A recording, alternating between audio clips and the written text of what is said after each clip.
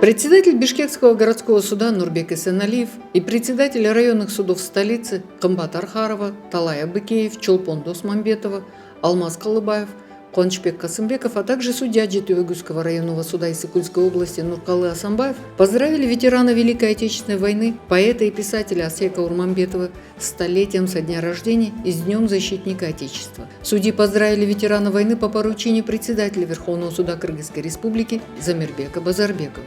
Председатели судебных органов поздравили ветерана с Днем защитника Отечества, оказали материальную помощь, вручили подарки и пожелали здоровья. Асек Урманбетов подарил представителям судебной системы свою книгу «Кылым карыткан өмүр» и подчеркнул, что книга побуждает читателя любить родину, свою землю, народ и не терять надежды даже при самых тяжелых испытаниях. Кроме того, 2 января этого года Асеку Урманбетову исполнилось 100 лет. На встрече ветеран дал оценку происходящим в стране переменам и отметил, что еще не раз будет рассказывать будущим поколениям о своем мужестве и подвиге своих современников в Великой Отечественной войне.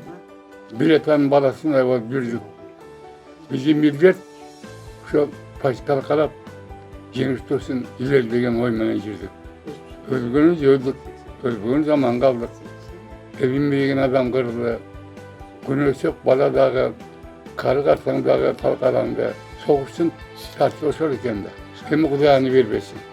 У ветерана 68 внуков, правнуки. В свободное время Асек Урманбетов пишет романы и стихи, издал ряд книг. Более 100 школам, высшим учебным заведениям, интернатам, военнослужащим, нуждающимся семьям оказывает финансовую поддержку и помощь из вырученных от их продажи средствами.